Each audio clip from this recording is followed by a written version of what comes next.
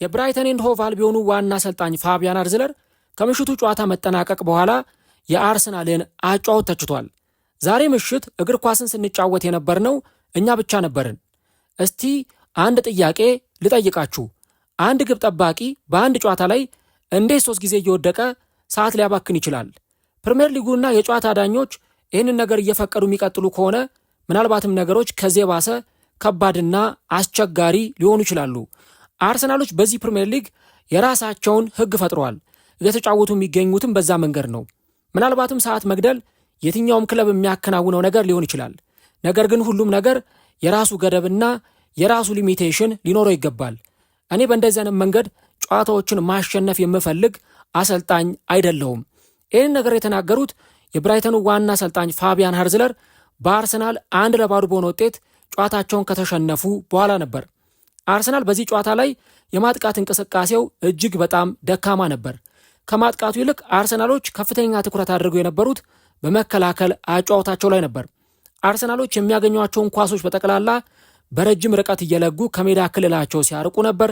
ከዚህም በተጨማሪ ይህንን ጨዋታ ለማሸነፍ በመከላከሉ ረገድ እስከ መጨረሻው ጥግ ድረስ ተጉዘው ጨዋታቸውን 1-0 በሆነ ውጤት በማሸነፍ ወሳኝ 3 ነጥብ አስመዝግበው ወጥተዋል።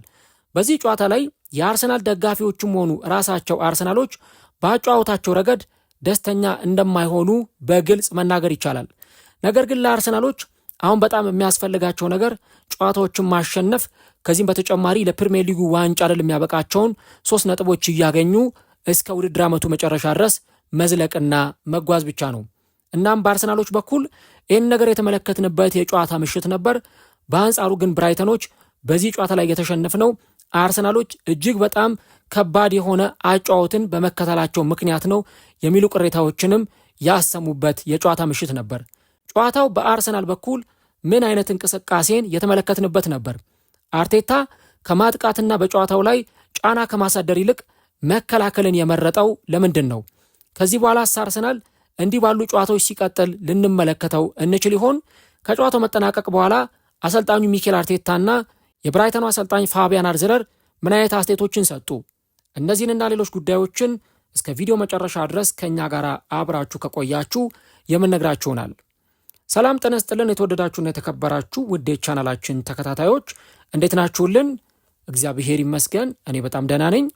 የምትገኙት አራዳ ሜዳ ኦፊሻል ዩቲዩብ ገጻችን ላይ ነው። ለቻናሉ አዲስ ከሆናችሁ የዩቲዩብ ገጹን ሰብስክራይብ በማድረግና የደወል ምልክቷን በመጫን የቻናላችን ቤተሰቦች እንድትሆኑ የአክብሮት ግብዣችን ነው።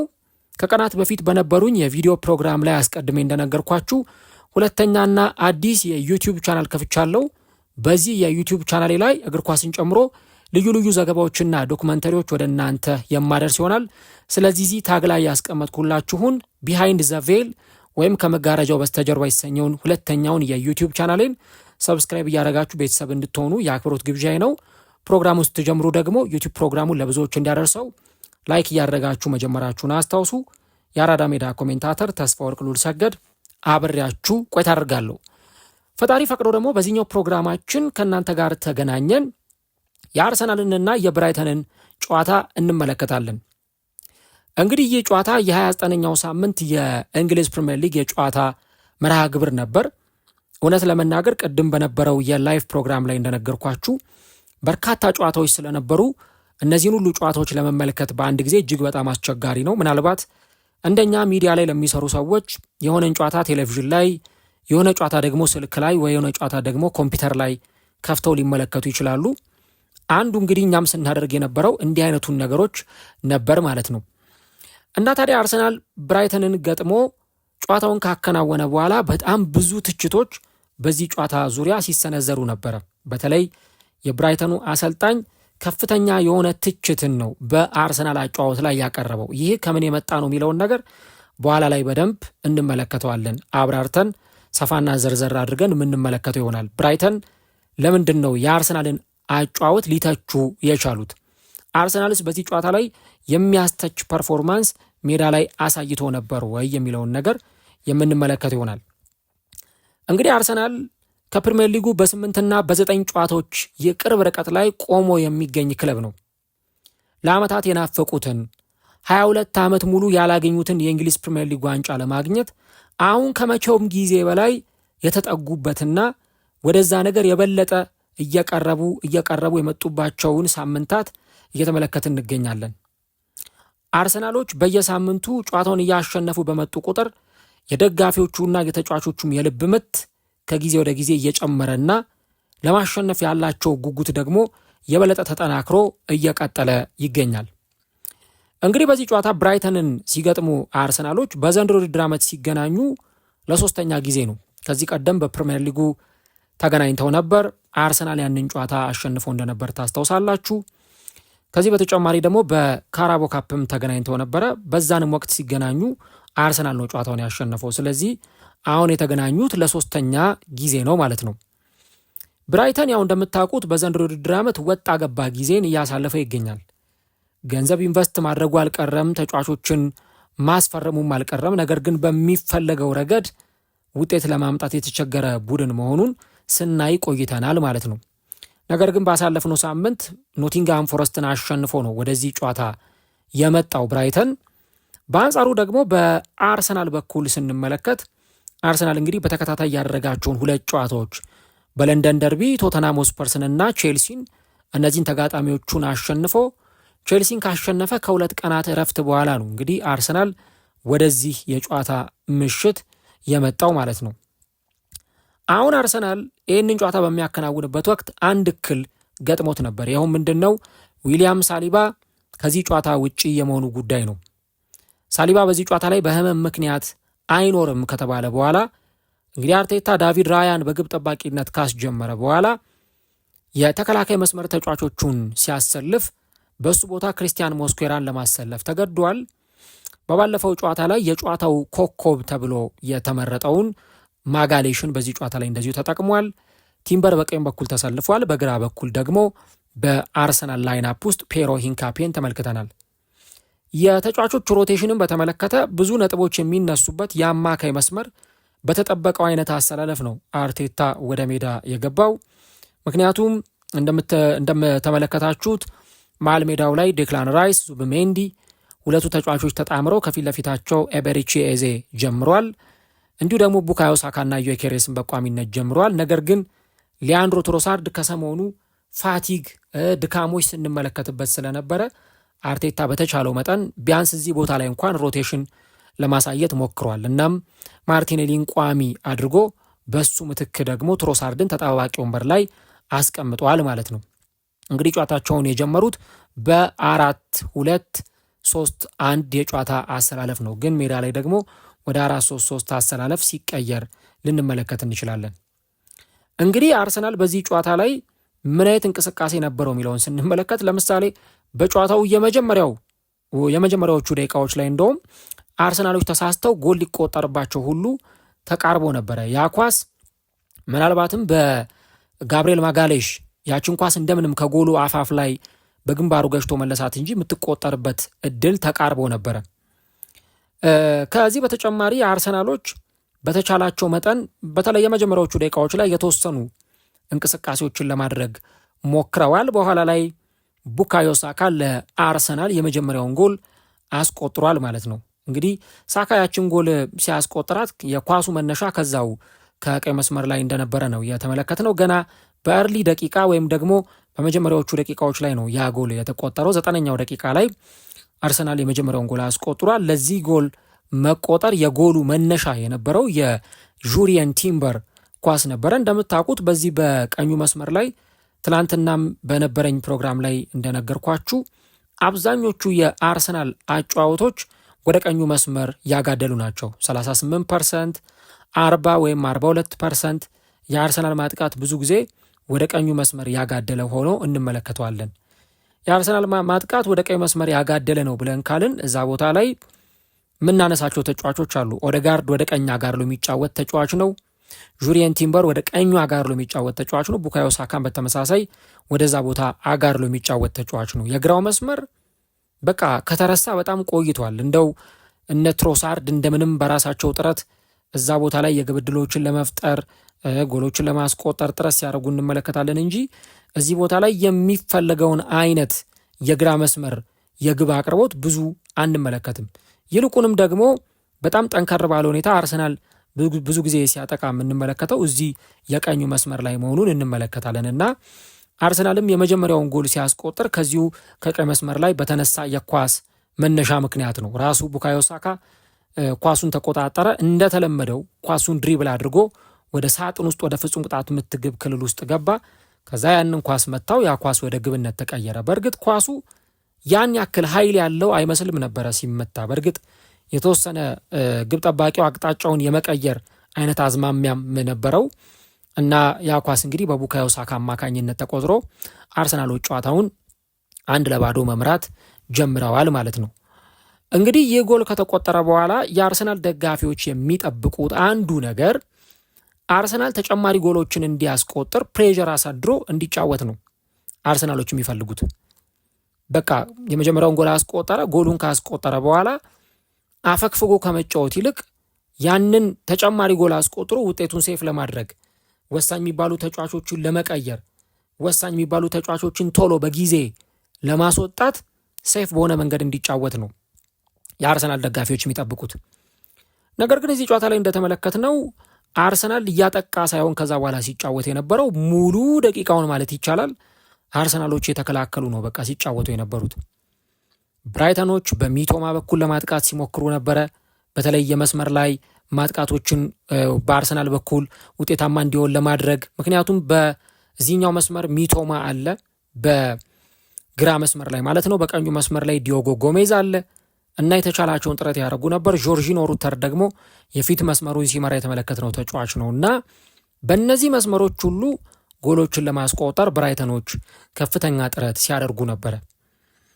ከዛ እንደውም ከእረፍት ከተመለሱ በኋላ አሰልጣኙ ፋቢያን ሃርዝለር ያንኩባ ሚንቴን ይህንን ጋምቢያዊውን ተጫዋች ወደ ሜዳ በማስገባት ካውሩ ሚቶማን የቀየረበት ጊዜ ነበረ። ሚቶማ ወጥቶ ያንኩባ ሚንቴ ወደ ሜዳ ሲገባ ተመልክተናል። ለምሳሌ 57ኛው ደቂቃ ላይ ዳቪድ ራያ እጅግ በጣም የሚያስገርም ኳስ ሴፍ ሲያደርግ ተመልክተነው ነበረ። ከዚህ በተጨማሪ ደግሞ 60ኛው ደቂቃ ላይ ሞስኩዌራን ያለፈበት መንገድ እጅግ በጣም የሚገርም ነው። ያንኩባ ሚንቴ በቃ እንደውም ሞስኩዌራ ይህን ኳስ ሊያስጥለው ነው በተባለበት ሰዓት ያንን ኳስ ድሪብል አድርጎ አልፎት ወደ ፍጹም ቅጣት ምት መምቻ ነጥቧ ላይ ነበር ያችን ኳስ ያስቀመጣት። ነገር ግን ያቺ ኳስ ወጥታለች። ከዛ እንደገና 62ኛው ደቂቃ ላይ ሂንሸል ውድ ይመስለኛል በግንባሩ በጣም የሚገርም ኳስ ገጭቶ ዳቪድ ራያ ነበረ ያንን ኳስ የተቆጣጠረው። ከዛ በኋላ አርሰናሎች ከዛም በፊትም ቢሆን ቅያሬዎችን አድርገዋል። ማርቲኔሊና ዮኬሬስ ወጥተው ትሮሳርድና ካይ ሃቨርትዝ ወደ ሜዳ ገብተው ነበር። እንዲሁ ደግሞ ዙብሜንዲ ወጥቶ ክርስቲያን ኖርጋርድ ወደ ሜዳ ገብቷል 79ኛው ደቂቃ ላይ። ያው በቃ የግድ ነው አሁን ክርስቲያን ኖርጋርድ ሲገባ ዙብሜንዲ በቃ ጨርሶ ነበረ ሜዳ ላይ። ያን የምናውቀውን ዙብሜንዲን አልተመለከትንም። በዚህ ጨዋታ ላይ ብቻ ሳይሆን ያለፉትን ጨዋታዎች ላይም እንደተመለከታችሁት በሚጠበቀው ልክ የዙብሜንዲ ፐርፎርማንስ የምናውቀው ማርቲን ዙብሜንዲን አልተመለከትንም። ካለበት ድካም አንጻር ካለበት ፋቲግ አንጻር ማለት ነው። ከዚህ በተጨማሪ ዴክላን ራይስም በቃ አቅማቸውን እየጨረሱ እንደመጡ ያስታውቃል። ብዙ ነገራቸው ስትመለከቱት ምናልባት መጨረሻው ደቂቃ ላይ 87ኛው ደቂቃ ላይ ካይ ሃቨርትዝ የሞከራትና ቫርብሩገን ያወጣትን ኳስ ካላነሳን በስተቀረ በአርሰናሎች በኩል ከመጀመሪያው ጎል መቆጠር በስተቀረ የተመለከትነው ነገር የለም። አሰልጣኙም አርቴታ ማለት ነው ሞስኩዌራን ቀይሮ በሱ ምትክ ሪካርዶ ካላፊዮሪን ወደ ሜዳ እንዲገባ ሲያደርግ እንደተመለከትን ጨዋታው ላይ አይተናል። በአርሰናል በኩል ማጥቃቱ ብዙም አጥጋቢ አልነበረ። አርሰናል ወደፊት ወጥቶ ሲያጠቃ ያልተመለከት ነው። ምናልባት ደግሞ ከማጥቃት እግር ኳስ ጋር አርሰናል በዚህ ጨዋታ ላይ የማጥቃቱ እንቅስቃሴ እጅግ በጣም ደከም ያለ እንደነበር ተመልክተናል። እንግዲህ በዚህ ጨዋታ ላይ ብራይተኖች የነበራቸው ወረራ በቃ ለማጥቃት የነበራቸው ፍላጎት፣ ወኔያቸው፣ ተነሳሽነታቸው ተጨማሪ ጎል አርሰናል እንዳያስቆጥርባቸው ከመከላከል ይልቅ አርሰናልን በደንብ አጥቅተው ጫን ብለው ሲጫወቱ ስንመለከት ነበር። የቀድሞ የአርሰናል ተጫዋች ዳኒ ዌልቤክም ተቀይሮ ወደ ሜዳ ሲገባ ተመልክተናል። ለማጥቃት የነበራቸው ፍላጎት እዚህ ድረስ እንደነበርን ያየ ነው። እንግዲህ በዚህ ጨዋታ ላይ እንዳየነውና እንደተመለከትነው አርሰናል ከአንድ ጎል ብልጫ በስተቀረ በሁሉም ረገድ የተበለጠበት ጨዋታ ነው። ለምሳሌ በኳስ ቁጥጥር ረገድ ብትመለከቱ በብራይተን በኩል በጨዋታው ላይ 59% ኳስ ተቆጣጥረዋል። በአንጻሩ አርሰናሎች 41% ነው ኳስ የተቆጣጠሩት። ይህ እንግዲህ ብራይተኖች ምን ያክል ለረጅም ደቂቃ ኳስ ተቆጣጥረው እንደተጫወቱ የሚያሳይ ነው። በአንጻሩ አርሰናሎች ብራይተኖች 11 ሙከራ ሞክረው ከ11ዱ 3ቱ ኢላማውን የጠበቀ ሙከራ ነበር በብራይተን በኩል። አርሰናሎች ጋር ግን 7 ሙከራ ሞከሩ። ከ7ቱ 2ቱ ብቻ ነው ኢላማውን የጠበቀ ሙከራ የነበረው። አንደኛው ቀደም የነገርኳችሁ የካይ ሃቨርትዝ ሙከራ ነው። ሌላኛው ደግሞ 9ኛው ደቂቃ ላይ ቡካዮ ሳካ ያስቆጠረው ጎል ነው። ኤክስፔክትድ ጎላቸውን ብትመለከቱ ብራይተን 0.8 አርሰናል 0.5። በጨዋታው ላይ ሁለቱም ቡድኖች ጎል እንዲያስቆጥሩ አይጠበቅባቸውም። አብሶ አርሰናል በጨዋታው ላይ ጎል እንዲያስቆጥር የሚጠበቅበት ቡድን አልነበረም።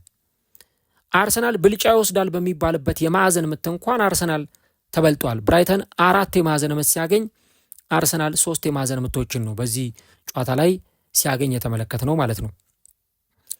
ብራይተኖች 465 ኳሶችን ተቀባብለው 382ቱ ፓሶች ወይም ደግሞ 82% የተሳካ ነበረ። አርሰናሎች ደግሞ 322 ኳሶችን ተቀባብለው 227ቱ ወይም ደግሞ 70% የሚሆነው የኳስ ቅብብላቸው የተሳካ እንደነበረ በዚህ ጨዋታ ላይ ተመልክተናል ማለት ነው። እንግዲህ ጨዋታው የቀጠለው በእንዲህ አይነቱ መንገድ ወይም ደግሞ ከእንዲህ አይነቱ የጨዋታ አፕሮች ጋር ተያይዞ ብራይተኖች በሁሉም ነገሮች በጎል ሙከራ፣ በኳስ ቁጥጥር፣ በኤክስጂ፣ በማዕዘን ምቶች፣ በብዙ ነገሮች አርሰናልን የበለጡበት ጨዋታ ነበር። አርሰናሎች የመረጡት ያጫወት መንገድ ግን ኳሱን ከመቆጣጠር ይልቅ ወይ ደግሞ እያጠቁ ከመጫወት ይልቅ መከላከል ነው። መከላከልም ሲባል በቃ አንዳንዱ ነገር ደመነፍሳዊ መከላከል እንደሆነ ትመለከታላችሁ። ለምሳሌ በቃ ብዙ ደቂቃዎችን ስናይ አርሰናሎች ኳሱ ብቻ ከነሱ የግብ ክልል እንዲርቅ ነው የሚፈልጉት። በቃ ለምሳሌ የሆነ ኳስ ይመጣል፣ ማጋሌሽ ያወጣል። የሆነ ኳስ ይመጣል፣ ቲምበር ያወጣል። ከግብ ክልላቸው በረጅሙ ኳሱን እየጠለዙ ወይም እየለጉ ሲያወጡ ነው ስንመለከት የነበረው። ምናልባት በአርሰናል የረጅም ዓመታት ታሪክ ውስጥ እጅግ በጣም ለማየት የማይስበውን አርሰናል አሁን ባለበት ጊዜ እየተመለከትን ነው የሚሉ ትችቶችን በጣም ብዙ ሰዎች ሲናገሩ እየሰማን እንገኛለን። በኋላ ላይ የምናነሳው የብራይተኑን ጨዋታን በተመለከተ የብራይተኑን አሰልጣኝ አስተያየትም የምናነሳው ከዚሁ ጋር አያይዘን ነው። ምክንያቱም እያንዳንዱን የአርሰናልን በተለይ በዚህ ዓመት የተጫወታቸውን የሆኑ ጨዋታዎችን ነክሰን ብናወጣ የአርሰናል ተጫዋቾች ወይ ያሸነፉበት ወይ ያወጡበት ጨዋታ ይሆንና እነዛን ጨዋታዎች ያስመዘገቡት ግን በቃ ይሄ ለአይን በሚማርከው እኛ በምናውቀው የአርሰናል አጨዋወት አይደለም።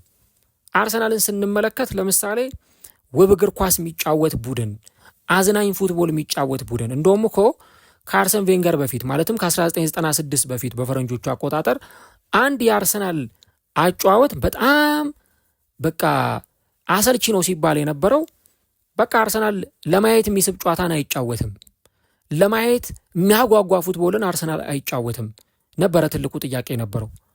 አርሰን ቬንገር ደግሞ ወደ አርሰናል ከመጡ በኋላ ያንን አርሰናል የቀየሩት በዚህ መንገድ ነው እና እንደውም እሳቸው ሲናገሩ ደጋፊዎች ቅዳሜና እሁድ የረፍት ሰዓታቸውን ዊኬንዳቸውን ለማሳለፍ ወደ ስታዲየም ሲመጡ እኛ ደግሞ ውብ እግር ኳስን ማሳየት አለብን፣ የሚያዝናና እግር ኳስን ማሳየት አለብን ብለው ይናገሩ ነበር እና አርሰናል ለዓመታት በነዛ ውብ እግር ኳስ በመጫወት ዓመታት ውስጥ ነው ሲያሳልፍ የነበረው። አርሰናል እነዛን ጨዋታዎች በማድረጉ ምናልባትም ደግሞ እስከ 2000ዎቹ አጋማሽ ድረስ ውጤታማ ሆኖበታል። የፕሪሚየር ሊግ ዋንጫን በማሸነፍ የፕሪሚየር ሊግ ዋንጫዎችን ደጋግሞ በማሸነፍ ኤፍኤ ካፕ፣ ኮሚኒቲ ሺልድን በማሸነፍ ቻምፒየንስ ሊግ፣ ዩሮፓ ሊግ ፍጻሜ በመድረስ ውጤታማ ሆኖበታል። ያ ግን የአርሰናል አይደንቲቲ ወይም ደግሞ የአርሰናል ከለር ነው። ግን ደግሞ አርሰናል በነዛ ውብ አጫወቶቹ ውብ እግር ኳስ በሚጫወትባቸው ጊዜያት በተለይም ደግሞ ከ2004-5 በኋላ ኦልሞስት ከ2006 በኋላ እንደተመለከት ነው አርሰናል ውብ እግር ኳስን ይጫወታል ወይም አዝናኝ ፉትቦልን ይጫወታል እንጂ ሜዳ ላይ ግን ውጤት የሚያመጣውን ቡድን ወይም ደግሞ ውጤት ለማምጣት የቻለውን አርሰናልን ስንመለከት አልነበረም። የአሁኑ የአርቴታ አጫወት ግን ከዛም የተለየና ከዛም ተቃራኒ የሆነ ጉዳይ ነው። እንደውም የብራይተኑ አሰልጣኝ ፋቢያን ሃርዝለር ጨዋታው ከመጀመሩ በፊት በነበረው ጋዜጣዊ መግለጫ ላይ አስተያየቱን ሲሰጥ ደጋፊዎች ወደ ሜዳ የሚመጡት ገንዘባቸውን ከፍለው ነው እና ለነሱ የሚመጥን አጫወት ልናሳያቸው ይገባል የሚል ሐሳብ በፋቢያን ሃርዝለር በኩል ሲነሳ ነበር። አሁን አርሰናሎች አንድ ቆርጦ የተነሱበት ትልቁ ነገር ቅድም ከጨዋታው ፊት የነበረኝ ላይቭ ፕሮግራም ላይ አንስቼዋለሁ፣ ትላንትናም ተናግሬዋለሁ፣ ዛሬም ደግሜ የምናገረው ነገር አርሰናሎች በአሁኑ ሰዓት ስለሚያምር እግር ኳስ፣ ስለ ውብ ፉትቦል፣ በቃ ጨዋታን ዶሚኔት እያደረጉ ስለማሸነፍ፣ ምርጥ ፉትቦል ስለማሳየት በፍጹም የሚጨነቁበት ጊዜ አይደለም። ይሄ ሜዳ ላይ እየተመለከትን ያለነው ነገር ነው። በቃ አርሰናል ጨዋታው አማረም አላማረም፣ ጨዋታው ደስ የሚል ሆነም አልሆነም፣ ግራም ነፈሰ ቀኝ ጎሉ የሚቆጠረው በኦፕን ፕሌይ ይሁን ወይ ደግሞ ተጫዋቾች ከርቀት ሞክረው ያንን ኳስ አስቆጥረው ይሁን አሊያ ደግሞ ከማዕዘን ምት በግንባር ተገጅቶ ተጨራርፎ ተነካክቶ የሚገባ ጎል ይሁን ምንም አርሰናሎች ግድ አይሰጣቸውም። ዋናው የሚፈልጉት 3 ነጥቡን ይዞ መውጣትና የሚፈልጉትን ዋንጫ ማግኘት ብቻ ነው። ያ ነገር እስከሆነ ድረስ ለአርሰናሎች የሚያስጨንቅ ነገር አይደለም አሁን ያለው የአርሰናል አጫወት። ግን ደግሞ ከዳር ሆኖ ለሚመለከቱ ሰዎች በቃ አርሰናልን የማይተች ሰው፣ አርሰናልን የማይተች አሰልጣኝ፣ አርሰናልን የማይተች ሰው አታገኙ። በቃ ስለ ውብ አጫወት ስለሚያምር ፉትቦል ምናምን እያወራ የሚከራከራችሁ ሰው ሊኖር ይችላል። ያንን ነገር ደግሞ ይኸው የብራይተኑ አሰልጣኝ ሲናገር እየሰማ ነው። በጣም ተናድጃለሁ ብሏል። እንደውም የብራይተኑ አሰልጣኝ ጨዋታው ካለቀ በኋላ በጣም ነው የተናደርኩት፣ በጣም ነው የተበሳጨሁት ብሎ ተናግሯል። እና እንደውም ጋዜጠኛውን ምን አለው ፋቢያን ሃርዝለር፣ እስቲ አንድ ጥያቄ ልጠይቅ፣ አንድ ግብ ጠባቂ እንዴት ነው በአንድ ጨዋታ ላይ 3 ጊዜ እየወደቀ ሰዓት ሊያባክን የሚችለው? እና ይሄ በፍጹም ሊደረግ የማይችል ነገር ነው ብሎ ነው ፋቢያን ሃርዝለር ለጋዜጠኛው ምላሽ ሲሰጥ የነበረው። በዚህ ጨዋታ ላይ በቃ እግር ኳስን ስንጫወት የነበርነው እኛ ብቻ ነበርን።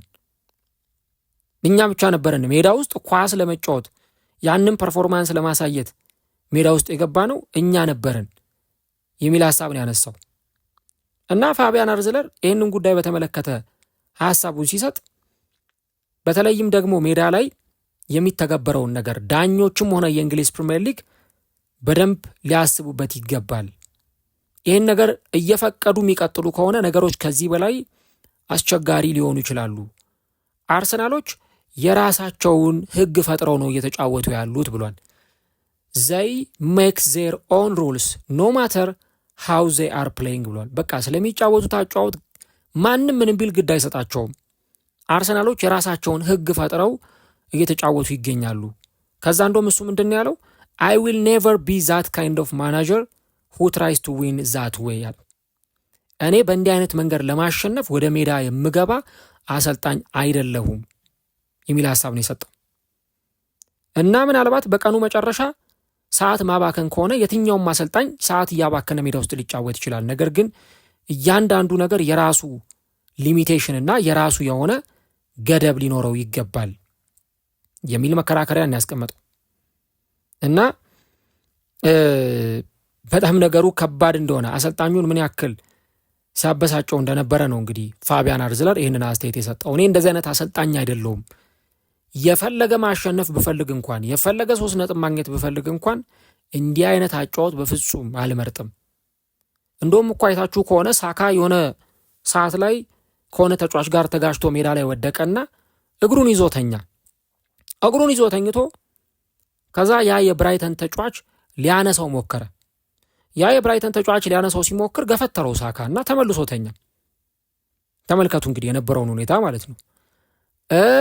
ዳኒ ዌልቤክ ተቀይሮ ከገባ በኋላ ዳቪድ ራያ ለሰከንዶች ኳሱን ይዞ ስለነበረ ከዳቪድ ራያ ጋር ሲጨቃጨቁ እዛው ላይቭ ላይ ስንመለከተው ነበር ጨዋታውን። እና ይህ ነገር ሌሎች ቡድኖችን ዲስተርብ እንደሚያደርግ ግልጽ ነው፣ ማንኛውንም ቡድን። አርሰናሎች ግን የሚፈልጉት ያንን አጫዋት ተጠቅመውም ሆነ ምንም አይነት ነገር አድርገው 3 ነጥብ ይዘው መውጣት ነው። ለምሳሌ ዛሬ ኖቲንጋም ፎረስት ከማንቸስተር ሲቲ ሲጫወቱ ማንቸስተር ሲቲ አጥቅቶ ነው የተጫወተው። 20 ምናምን ሙከራ ሞክሮ 70% ኳስ ተቆጣጥሮ ከ2 ነጥብ ምናምን በላይ ኤክስጂ አስመዝግቦ በርካታ ኳሶችን ሲሞክር አምሽቶ ነው ነጥብ ጥሎ የወጣው። ስለዚህ በቀኑ መጨረሻ የሚታየው ምን ያክል ኳስ ተቆጣጥረሃል፣ ምን ያክል ኳስ ፖሰስ አድርገሃል፣ ምን ያክል ሙከራዎችን አድርገሃል የሚለው ነገር ሳይሆን 3 ነጥብ ይዘህ ወጥተሃል ወይ ነው ትልቁ ነጥብ የሚሆነው። አርሰን ቬንገር አሁን የድሮውን የሰር አሌክስ ፈርጉሰንን አፕሮች በደንብ እየተከተለ ይገኛል። ሰር አሌክስ ፈርጉሰን አንድ የሚናገሩት አባባል ነበራቸው። አጥቂዎች እና ጎሎች ጨዋታዎችን ያሸንፉልሃል፣ መከላከልና ተከላካዮች ደግሞ ዋንጫን ያሸንፉልሃል ብለው ይናገሩ ነበር። በትክክል አሁን አርቴታ እየተገበረ ያለው ያንን ነው። በቃ እንዲመቸው አድርጎ አንድ ጎል ያስቆጥራል። ከዛ በኋላ በቃ አስተማማኝ አድርጎ መዝጋት ነው የሚፈልገው ጎሉን። የወልቭስ ጨዋታ ላይ ያን ሲያደርግ ተመልክተናል። ብሬንትፎርድ ጋር ያን ሲያደርግ ተመልክተናል። ከቼልሲ ጋር ያንን ሲያደርግ ተመልክተናል። ያን ነገር ያላደረገባቸው ጨዋታዎች እንዳሉ ቢሆንም ያን ነገር ደግሞ የተገበረባቸው ጨዋታዎች እንዳሉ በደንብ እንመለከታለን። እና በተለይ ደግሞ ለዓመታት አርሰናልን የደገፉ ሰዎች ለምሳሌ ከዚህ በፊት በነበረን የደጋፊዎች ድምፅ ፕሮግራማችን ላይ አንዳንድ አድማጮች አሉ በ1980ዎቹ በ1990ዎቹ ምናምን አርሰናልን መመልከት የጀመሩ እንዴት አርሰናልን መደገፍ ጀመራችሁ ብላችሁ ስጠይቋቸው አርሰናል ውብ እግር ኳስ ስለሚጫወት የሚያምር ፉትቦል አዝናኝ ፉትቦል ስለሚጫወት ለዛ ነው አርሰናልን መደገፍ የጀመር ነው ብለው የሚነግሯችሁ ሰዎች አሉ። በስልክ ቀጥታ ላይ ላይቭ እያስገባን ስናወያያቸው እንደዛ ብለው የነገሩን አድማጮች አሉ። ይህንንም ፕሮግራም እየሰሙ ከሆነ በደንብ ያስታውሷቸዋል። እነዛም ፕሮግራሞች ዓለም ላይ ለምሳሌ ውብ እግር ኳስ የሚጫወት ቡድን ብላችሁ ካላችሁ የምትጠቅሱት አርሰናልና ባርሰሎና ነው። ባርሰሎና በነ ራይካርድ ዘመን ከዛ በኋላ እነ ፔፕ ጓርዲዮላ ከመጡ በኋላ አርሰናል ደግሞ በአርሰን ቬንገር ጊዜ ኡናይ ኤምሬ መጥተውም አርቴታ መጥቶም ያንን ውብ እግር ኳስ የሚጫወት ቡድን ነው። ወይ ምናልባት የስፔን ብሔራዊ ቡድንን ልናነሳ እንችላለን ከውብ እግር ኳስ ጋር በጣም የሚያምር ፉትቦል የሚጫወት ቡድን። እንዲህ አይነት ቡድኖችን ልናስታውስ እንችላለን። ነገር ግን ዓለም መጨረሻ ላይ የምታስታውሰው በቀኑ መጨረሻ ላይ ዋንጫ ያመጣውንና ሻምፒዮን የሆነውን ቡድን ነው እንጂ ጨዋታ ተጫውቶ ውብ እግር ኳስ ተጫወተ የሚባል ቡድን ብዙ አታስታውስም። እኔ በግሌ አንድ ነገር ልንገራችሁ። በጣም እንግዲህ እግር ኳስን መመልከት ከጀመርኩበት ጊዜ አንስቶ ካየኋቸው በጣም ምርጥ አሰልጣኞች መካከል ለእኔ አንዱ አርሰን ቬንገር ናቸው። ቀዳሚውም ከምላቸው ሰዎች ያላቸው ስብዕና፣ ያላቸው እግር ኳስን የመጫወት ፖቴንሻል፣ እግር ኳስን የቀየሩበት መንገድ ኢቭን አርሰናል እሳቸውን ትሪት ማድረግ በነበረበት መንገድ ትሪት አድርጓቸዋል ብዬ አላምንም። አርሰናል እሳቸውን ትሪት ያደረገበት መንገድ ለእርሳቸው በሚመጥን ከበሬታ አልነበረም። ምክንያቱም በአርሰናል እንዲቆዩ አሳምኗቸው በአርሰናል እንዲቆዩ ከነገሯቸውና ሌሎች ባለሙያዎች እንደሚያመጡላቸው ከነገሯቸው በኋላ ነው ከአንድ ዓመት በኋላ ለቀው እንዲሄዱ ያደረጓቸው እና ብዙ የአርሰናል ደጋፊዎች በዚህም ሲቆጩ ትሰማላችሁ። ነገር ግን እንደዛም ሆኖ እሳቸው አርሰናልን አሁን የደረሰበት ደረጃ እንዲደርስ ትልቁን አስተዋጽኦ አድርገዋል። ስታዲየም ከመገንባት ጀምሮ አርሰናል የሚባለው ክለብ እንደ አርሰናልነቱ እንዲታወቅ፣ ውጤት እንዲያመጣ፣ ዋንጫዎችን እንዲያሸንፍ ያደረጉ አሰልጣኝ ናቸው። እሳቸው ውብ እግር ኳስን ተጫውተዋል። ነገር ግን ከሆነ ዓመት በኋላ አርሰን ቬንገር አንዱ የነበረባቸው ክፍተት የዘመኑ እግር ኳስ ምን ይፈልጋል ከሚለው ጋር ያንን ነገር ለማስኬድ የሆነ ክፍተት ነበረባቸው። በእርግጥ ቦርዱ ተጫዋች አያስፈርምላቸውም ነበር። እንዳሁኑ እንደ አርቴታ ጊዜ 200-300 ሚሊዮን ፓውንድ በአንድ የዝውውር መስኮት አያወጡም። በዛ ተብሎ 50 ሚሊዮን ፓውንድ ምናምን ቢያወጡ ነው በአንድ የዝውውር መስኮት። እሱንም 2-3 ተጫዋች ገዝተው 4 ተጫዋች ምናምን ይሸጣሉ። እሱ ነገር ጫና አለው። ግን ያንን የአርሰን ቬንገሩን አርሰናል ሰዎች ሲያስታውሱት ምናልባት ጥሩ ፉትቦል የሚጫወት የሆነ ወቅት ላይ ዋንጫዎችን ያሸነፈ የማይበገር ቡድን የነበረ ወይም ኢንቪዚብልስ የነበረ እና ዋንጫ ያሸነፈ ቡድን ብለው ያንን አርሰናል ሊያስታውሱት ይችሉ ይሆናል። ነገር ግን አርሰን ቬንገር ከነዛ ዓመታት በኋላ ደግሞ በዛ ኮንሲስተንሲ መቀጠል አልቻሉም። ውጤት በማምጣት ኮንሲስተንሲ አርሰናል 22 ዓመት ሙሉ አርሰናልን ሲያሰለጥኑ ተመሳሳይ አፕሮች ነበራቸው። በቃ ማጥቃት፣ ውብ እግር ኳስ መጫወት፣ የሚያምር ፉትቦል፣ አዝናኝ ፉትቦል መጫወት ነበረ። አርቴታም ያን ነገር ደጋግሞ አድርጎታል። በቃ ያን የሚያምር ፉትቦል ለመጫወት ሞክሯል። ሲያደርገው ደግሞ ምን ያህል አስፈሪ ቡድን እንደገነባ አይተናል። ግን አሁን ደግሞ በቃ የሞትና የሽረት ጉዳይ ነው። ዘንድሮ አርቴታ ለራሱ ወስኖ የመጣበት ነገር ነው። 5 ዓመት ጨርሷል። ትረስት ዘ ፕሮሰሱን እመኑ፣ ወደምንፈልገው ስኬት እንደርሳለን እያለ ተጫዋቾቹን ለማሳመን ደጋፊውን ለማሳመን ሞክሯል። አሁን በዚህ ዓመት አርቴታን ስታስቡት ዋንጫ ባያሸንፍ ትረስት ዘ ፕሮሰስ እያለ ቢናገር ማን ሊያምነው ይችላል? አይ ለቀጣይ ዓመት ዋንጫ እናሸንፋለን ብሎ ቢናገር ማን ሊሰማው ይችላል? አርቴታና ተጫዋቾቹ ላይ እኮ ያልተሰነዘረ ዱላ ያልተሰነዘረ ትችት የለም። ለምሳሌ ፓትሪክ ኤቭራ ምንድን ነው ሲል የተናገረው አርሰናልን አምና ይመስለኛል ሞስትሊ እንደውም የተናገረው አርሰናል ማለት በቃ ኔትፍሊክስ ነው ብሏል። ኔትፍሊክስ እንደምታውቁት የፊልሞች ዶክመንተሪዎች ምናምን የሚለቀቁበት ፕላትፎርም ነው እና በቃ ኔትፍሊክስ ላይ አሁን ለምሳሌ ፊልሞች ኔክስት ይር ይወጣሉ ምናምን ይባላል። በቃ አርሰናልም ሁሌ እንደዛ ነው። ሲዝኑ ይጀመርና ልክ ደርሶ ሲመለስ ቀጣይ ዓመት ደግሞ ጠብቁን ይላሉ። አሁንም ይደርሱና ልክ ሲመለሱ ቀጣይ ዓመት ጠብቁን ይላሉ። በቃ እንደዚህ ነው አርሰናሎች እያለ ፓትሪክ ኤቭራ ሲናገር ነበረ። ሊቨርፑሎች ያደረጉትን አይታችኋል።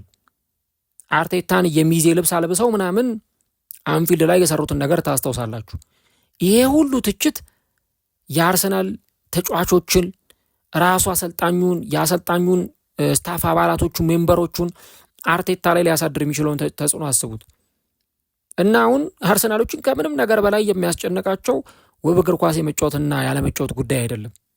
በቃ አሸንፈው 3 ነጥብ ይዘው ወጥተው መጨረሻ ላይ የሚፈልጉትን የፕሪሚየር ሊግ ዋንጫ ማሳካት ነው ደን።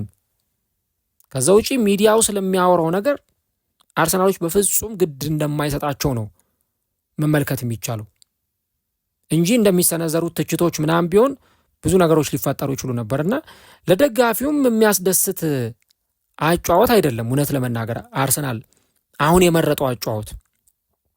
ምክንያቱም አርሰናሎች አሁን ሲጫወቱ ስትመለከቱ በቃ ኳሶችን በረጃጅሙ ማውጣት፣ በረጃጅሙ መጠለዝ፣ መለጋት፣ በቃ ይህን አጫወት መርጠው ወደ ሜዳ እየገቡ ነው።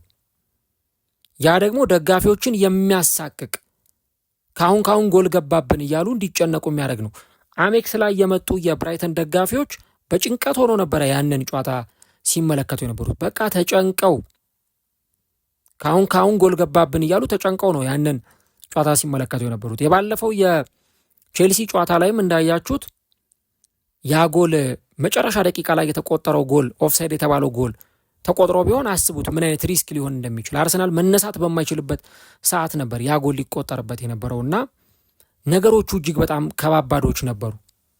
ግን አርሰናል አሁን ስለ እንዲህ አይነት አጫወት ጥያቄ አያነሳም፣ ደጋፊውም አያነሳም። ኦኬ እያሸነፍን ነው፣ ጎ ሄድ በቃ እያሸነፍን እስከሆነ ድረስ በዛው ማሸነፍ መቀጠሉ ነው ለአርሰናል ደጋፊዎች ስሜት የሚሰጣቸው እንጂ አሁን የብራይተኑ አሰልጣኝ እንደዚህ አይነት እግር ኳስ አለ ወይ እኛንን እግር ኳስን ስንጫወት የነበር ነው። አርሰናል እግር ኳስ ሲጫወት አልነበረም። በቃ እንዴት በረኛ እንደዚህ ሰዓት ያባክናል? እኔ እንደዚህ አይነት አሰልጣኝ አይደለሁም፣ እኔ በእንዲህ አይነት አጫወት ማሸነፍ የምፈልግ ሰው አይደለሁም ምናምን እያለ ሲናገር ነበር እና ከባድ ነው ሁኔታው በጣም ለአርቴታ በተለይ ከሚታወቅበት አጫወት። አሁን ብዙ ፋክተሮች አሉ። ተጫዋቾቹ ተዳክመውበታል፣ ኢነርጂያቸውን ጨርሰዋል። በጣም ወሳኝ የሚባሉ ተጫዋቾች አሁን ዙቢሜንዲን ብታዩ ወይ ደግሞ ዴክላን ራይስን ብትመለከቱ፣ ሳካን ብታዩ፣ ትሮሳርድን ብትመለከቱ በቃ ጨርሰዋል እንጂ አሁን ከዚህ በኋላ በሚመጡት ጨዋታዎች አሁን ቻምፒየንስ ሊግ ላይ ምናምን አርሰናል እንዴት ደግሞ እንደገና ሪከቨር አድርገው እንደሚመለሱ አላውቅም። በጣም ከባድ ነው በቃ። ስለዚህ ያለው አማራጭ አሁን አርሰናሎች በቃ ግፋ በለው ነው እያሉ ያሉት። በቃ እንደምንም እያስጠጋን መድፉን እያስጠጋን ዋንጫው ጋር እናድርስ ነው አሁን የአርሰናሎች ዓላማ። በኋላ እንግዲህ የሪከቨሪ ጊዜ ሊኖራቸው ይችላል። አሁን ለምሳሌ የኢንተርናሽናል ብሬክ ይመጣላቸዋል። ብሔራዊ ቡድን የማይሄዱ ተጫዋቾች ማረፋቸው አይቀርም። ያ በጣም ጥሩ ነገር ነው። ቢያንስ ለ1-2 ሳምንት እንዲያርፉ እድል ይሰጣቸዋል። ግን በጣም ከባድ ነው ተጫዋቾቹ ጋር የሚታየው ድካም። በዚህ ጨዋታ ላይ ማጋሌሽና ሂንካፔ ያላቸውንም ሳይሆን የሌላቸውንም ነው የሰጡት። በቃ የአርሰናል ተጫዋቾች ሁሉም ማለት ይቻላል ያንን ያደረጉት እና ጨዋታው እጅግ በጣም ለአርሰናሎች ከባድ በከፍተኛ ሁኔታ የተፈተኑበት ቢሆንም ጨዋታውን ግን በዚህ መንገድ አጠናቀው ወጥተዋል። ኢቭን እንደውም ቡካዮ ሳካ ጨዋታው ካለቀ በኋላ ምን አለመሰላችሁ ጨዋታው እጅግ በጣም የሚያስጠላ ነበር ብሏል። ዚስ ጌም ዋዝ ኳይት አግሊ ፎር አስ ብሏል። ዊ ዲድንት ፕሌይ አወር ቤስት በምናቀው እኛ በምንታወቅበት ምርጥ አጫወታችን አልተጫወትንም። በት ኢት ኢዝ አባውት ጌቲንግ ሪዛልት አለ። በቃ ዋናው ነገር ውጤት ማግኘታችን ነው። ዋናው ነገር 3 ነጥብ ይዘን መውጣታችን ነው ብሏል። አጫወታችን ጥሩ አይደለም። አዎ ጥሩ አይደለም። አጫወታችን የሚስብ አይደለም።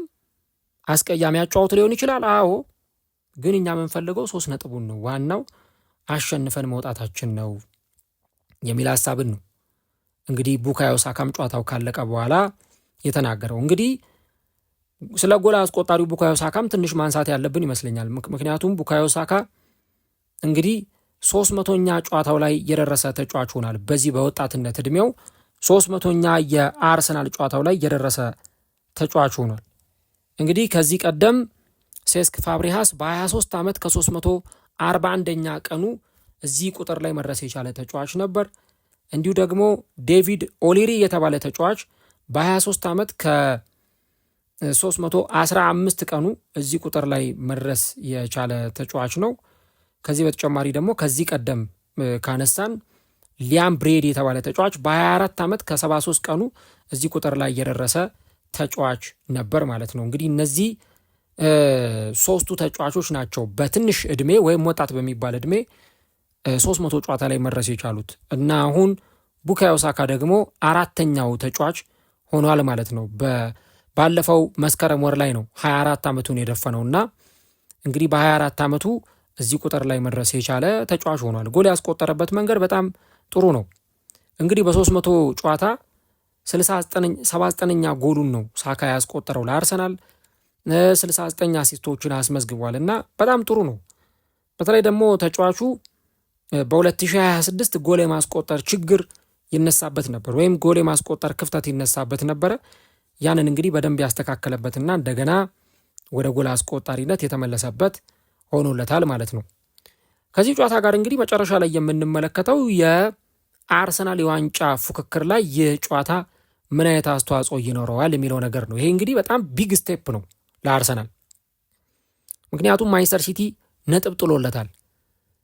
ከኖቲንግሃም ፎረስት ጋር ማንቸስተር ሲቲ ለማሸነፍ እስከ መጨረሻው ድረስ አንገት ለአንገት ተናንቆ ነገር ግን ጨዋታውን ማሸነፍ ሳይችል ቀርቷል። አሁን ማንቸስተር ሲቲ እና አርሰናል መካከል ያለው የነጥብ ልዩነት ወደ 7 ከፍ ብሏል። ማንቸስተር ሲቲ አንድ ቀሪ ጨዋታ እየቀረው አንድ ተስተካካይ ጨዋታ እየቀረው አሁን ያለው የነጥብ ልዩነት ጋፑ ወደ 7 ከፍ ብሏል። ማንቸስተር ሲቲ ተስተካካዩን እንኳን ቢያሸንፍ የነጥብ ልዩነቱ ወደ 4 ነው ዝቅ የሚለው። ስለዚህ ሴፍ ነው የሚሆነው። አሁን አርሰናል ዋንጫ ፉክክሩ ላይ አንድ ትልቅ አድቫንቴጅ አግኝቷል። ይኸው ምንድን ነው? የዋንጫ ፉክክሩን በእጁ መዳፍ ስራ አስገብቷል። ከዚህ በፊት ለማንቸስተር ሲቲ አሳልፎ ሰጥቶ ነበረ። ማንቸስተር ሲቲ በሊጉ የዋንጫ ፉክክር ላይ በተለይ አሁን የ5 ነጥብ ልዩነት በነበረ ጊዜ ኦልሬዲ በ5 ነጥብ ልዩነት ቢቀጥሉ ማንቸስተር ሲቲ ተስተካካዩን ጨዋታ ሲያሸንፍ የነጥብ ልዩነቱ ወደ 2 ዝቅ ይላል። እርስ በርስ ሲጫወቱ ማንቸስተር ሲቲ ካሸነፈ የሊጉ መሪ አናት ላይ ይቀመጣል። ያ ነበረ ስሌቱ። አሁን ግን 7 ነጥብ ልዩነት ሆኗል። አንደኛው ነገር እሱ ነው። ሁለተኛ ነገር ማንቸስተር ሲቲ ተስተካካዩን እንኳን አሸንፎ ጨዋታውን በዛ ሁኔታ ቢያጠናቅቅ የነጥብ ልዩነቱ 4 ነው የሚሆነው። ከዛ በኋላ ማንቸስተር ሲቲ ከአርሰናል እርስ በርስ ተጫውተው ማንቸስተር ሲቲ እንደገና ያንን ጨዋታ አሸንፎ ቢወጣ እንኳን የነጥብ ልዩነቱ 1 ነው የሚሆነው። ስለዚህ አሁንም አርሰናል ሲቲ ተስተካካዩንም አሸንፎ ሲቲ ራሱ አርሰናልንም አሸንፎ እርስ በርስ ሄድ ቱ ሄድ ሲቲ ራሱ አርሰናልንም አሸንፎ አርሰናል ከደረጃው አይወርድም። ስለዚህ አሁን የዋንጫ ፉክክሩ ጉዳይ ወደ አርሰናል መዳፍ ስር ተመልሶ መጥቷል ማለት ነው እና ወደ ራሱ ተመልሶ መጥቶለታል ለአርሰናል የሚፈልገው ነገር። ይሄ በጣም ትልቅ ዜና ይመስላል። በተለይም ለአርሰናል በዚህ የጨዋታ ምሽት ላይ አሸንፈው መውጣታቸውና የማንቸስተር ሲቲ ነጥብ መጣል። አሁን አርሰናል በ67 ነጥቦች ፕሪሚየር ሊጉን እየመራ ነው የሚገኘው። በአንጻሩ ደግሞ ማንቸስተር ሲቲ 60 ነጥቦች ያሉት ቡድን ነው። ከዚህ በተጨማሪ አርሰናል ክሊንሺት ይዞ መውጣቱ ሌላኛው በጣም ለአርሰናል ትልቁ ነገር ነው የሚሆነው እና ከዚህ በኋላ ማንቸስተር ሲቲ የፕሪሚየር ሊጉን ዋንጫ ለማንሳት አንድ ራሱ ጨዋታዎችን እያሸነፈ መሄድ አለበት፣ ሁለት ደግሞ የአርሰናልን ነጥብ መጣል የሚፈልግ ቡድን ነው። አርሰናል ግን ሲቲ ነጥብ ጣለም አልጣለም ራሱ እያሸነፈ እስከሄደ ድረስ የፕሪሚየር ሊጉን ዋንጫ ማንሳት ይችላል እና አሁን 8 የመጨረሻ ጨዋታዎች ብቻ ቀርተዋል። ተመልከቱ ለአርሰናል ደጋፊዎች ምን ያክል ኤክሳይትድ ሊሆን እንደሚችል። 8 የመጨረሻ ጨዋታዎች ብቻ ቀርተውታል። አርሰናል 30 ጨዋታዎችን ያደረገ ቡድን ነው። 8 የመጨረሻ ጨዋታዎች ይቀሩታል። ከ8ቱ ጨዋታዎች አርሰናል በካልኩሌሽን ደረጃ ብትመለከቱት 6ቱን ጨዋታዎች ቢያሸንፍና ማንቸስተር ሲቲ ሜዳ ሄዶ ኤትሃድ ሄዶ ጨዋታውን ባቻ ውጤት ካጠናቀቀ አርሰናል የፕሪሚየር ሊጉን ዋንጫ ማንሳቱን ያረጋግጣል ማለት ነው። ስለዚህ ከዚህ በኋላ አርሰናሎች የሚያከናውኗቸውን ጨዋታዎች መስት ዊን፣ ሁሉንም ጨዋታዎች ማሸነፍ። ሲቲ ነጥብ ጣለም አልጣለም እሱ ሌላ ኤክስትራ ጉዳይ ነው። አርሰናል ግን የራሱን ውጤት በራሱ ማስከበር ከፈለገ፣ በሲቲ ትከሻ ላይ ላለመውደቅ ከፈለገ ከዚህ በኋላ የሚያደርጋቸውን ጨዋታዎች በጠቅላላ እያሸነፈ መውጣት ይጠበቅበታል ማለት ነው እና ይሄ ለአርሰናል እጅግ በጣም በጣም ወሳኝ የሆነው የጨዋታ መርሃ ግብር በአርሰናል አሸናፊነት የተጠናቀቀበት ዕለት ሆኗል። ከዚህ በኋላ የሚደረጉትንም ጨዋታዎች አርሰናል እያሸነፈ እንዲቀጥል ነው የሚጠበቅበትና ከዚህ በኋላም እንዲሁ አይነት ነገሮች ሊፈጠሩ ይችላሉ፣ ወይም እንዲህ አይነት ነገሮችን ልታዩ ትችላላችሁ። አርሰናል የማይስብ ጨዋታ ሊጫወት ይችላል። የእግር ኳስ ተንታኞች በሏቸው፣ የቀድሞ ተጫዋቾች ወይ የቀድሞ አሰልጣኞች ወይ ተጫዋቾች አሊያ ደግሞ የተጋጣሚ ቡድን እንደ ብራይተን አሰልጣኝ ያሉ ሰዎች አርሰናል ሀራም ፉትቦል ነው የሚጫወተው፣ የሚያስደስት ጨዋታ አይጫወትም ምናምን የሚሉ ሀሳቦችን ሲሰጡ ልሰሙ ትችላላችሁ። አርሰናል ግን በዚህ መንገድ እየተጫወተ ሲቀጥልም የምንመለከትባቸው ድሎች በጣም ሰፊ ሊሆኑ ይችላሉ። አርቴታ እንደውም ጨዋታው ካበቃ በኋላ ሲጀመር ከባድ ጨዋታ እንደሚሆን ግልጽ ነበር ብሏል እና ጨዋታው ምን ያክል አስቸጋሪ ሊሆን እንደሚችል ራሱ አርቴታም ተገንዝቦ ነው ወደዚህ ጨዋታ የመጣው ማለት ነው እና ከምንም ነገር በላይ ደግሞ ጨዋታውን አርሰናል ያሸነፈበት መንገድ ለብዙዎቹ መነጋገሪያ ቢሆንም አርሰናሎች ግን ያው ልክ ግመሎቹ ጉዟቸውን ይቀጥላሉ እንደሚባለው አሁንም በዛው መንገድ አርሰናሎች የሚቀጥሉ ይሆናል ማለት ነው። ይህንን ነው በደንብ የሻምፒዮንነት ጉዞ ላይ በአርሰናል የምንመለከተውና ከምንም ነገር በላይ ደግሞ አንዱ የምንመለከተው ነገር ምንድን ነው? ይሄ የሻምፒዮን ቡድን ካራክተር ነው። አንዱ ልትቸገር ትችላለህ፣ ልትጠቃ ትችላለህ፣ ልትበለጥ ትችላለህ፣ ውጤት የሚያሳጣህ ነገር ሁሉ ሊኖር ይችላል። ግን እነዛን ነገሮች ሁሉ ተቋቁሞ ጨዋታዎችን አሸንፎ መውጣት በቃ የሚፈለገው ትልቁ ጨዋታ ያ ነው እና አርሰናሎች የሚያገኙት ያንን ነገር ነው። ማንቸስተር ሲቲዎች አሁንም ተስፋ አይቆርጡ። አርሰናልን ተስፋ ማስቆረጥ እስከቻሉ ድረስ ያንን ነገር እያደረጉ እስከ መጨረሻው ጥግ ድረስ ሲጓዙ ልንመለከት እንችላለን እና በደንብ ያን ነገር ደግሞ ከአርሰናል ጋር አያይዘን የምንመለከታቸው ጉዳዮች ናቸው የሚሆኑት። እንግዲህ አርሰናል ከፕሪሚየር ሊጉ ጨዋታ ጋር ደግሞ ተመልሶ የሚገናኘው ከአንድ ሳምንት በኋላ ነው ማለት ነው። እንግዲህ ቅዳሜ ዕለት የፊታችን ቅዳሜ ከማንስፊልድ ጋር የኤፍኤ ካፕ ጨዋታውን አርሰናል ያከናውናል። ከዛ ደግሞ በሚቀጥለው ሳምንት የቻምፒየንስ ሊግ ጨዋታውን ከባየር ሌቨርኩሰን ጋር አርሰናል የሚያከናውን ነው የሚሆነው። ከዛ በኋላ ነው እንግዲህ እንደገና ወደ ፕሪሚየር ሊጉ ጨዋታዎች የሚመለሰው ማለት ነው። ስለዚህ ይህ የውድድር ዓመት አርሰናል በውድም በግድም ዋንጫ እንዲያነሳ የሚጠበቅበት ነው። ከብዙ አካላት ጫና ያለበት ሲዝን ነው። ቦርዱ ይህን ሁሉ ኢንቨስት አድርግ ያለው ይህን ሁሉ ገንዘብ አውጥቻለሁ፣ ተጫዋች አስፈርም ያለው አሁን ዋንጫ ማየት እፈልጋለሁ የሚልበት ጊዜ ነው። ደጋፊው ይኸው አርቴታ ትረስት ዘ ፕሮሰስ ያልከንን ነገር አምነን ይህን ሁሉ ጊዜ አንተን ከጀርባ ሆነን ስንደግፍ ስናበረታታ ቆይተናል። ዋንጫ ባጣ ቁጥር ቀጣይ ዓመት ስትለን ቀጣይ ዓመትን እየጠበቅን ብዙ ሄደናል። ስለዚህ አሁን ይህን ዋንጫ ማንሳት እንፈልጋለን ይላሉ ተጫዋቾቹ ራሳቸው። እኛ ደክሞናል፣ በቃ የሆነ ነገር ለማሸነፍ እየተጠጋን የሆነ ነገር ለማሸነፍ እየቀረብን ዋንጫ ማጣት አሰልችቶናል። ስለዚህ አሁን ዋንጫ ማንሳት እንፈልጋለን ይላሉ። ራሱ አርቴታም ኬሪየሩ በደማቅ እንዲጻፍለት ዋንጫ ማንሳት ይፈልጋል። ምክንያቱም ነገ የሆነ አንድ ሌላ ክለብ ሊገባ የሚችልበት እድል ይኖር ይችላል።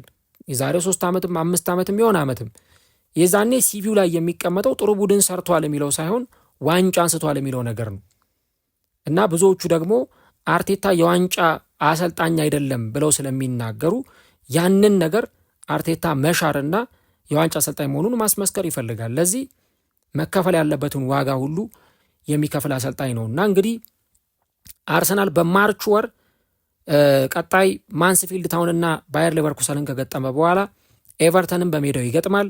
ባየር ሊቨርኩሰንንም በሜዳው የመልስ ጨዋታውን ይገጥምና የካራቦ ካፕ ፍጻሜ ጨዋታውን ከማንቸስተር ሲቲ ጋር ዌምብሌይ ላይ ያከናውኖ ወደ ኢንተርናሽናል ብሬክ የሚያቀና ይሆናል እና የአርሰናል ደጋፊዎች በቃ የመጨረሻ እንደው ዘንድሮ ዋንጫ ማንሳት አለብን ብለው የግድ እየጠበቁ ያሉበት ጊዜ መሆኑን እንመለከታለን ማለት ነው።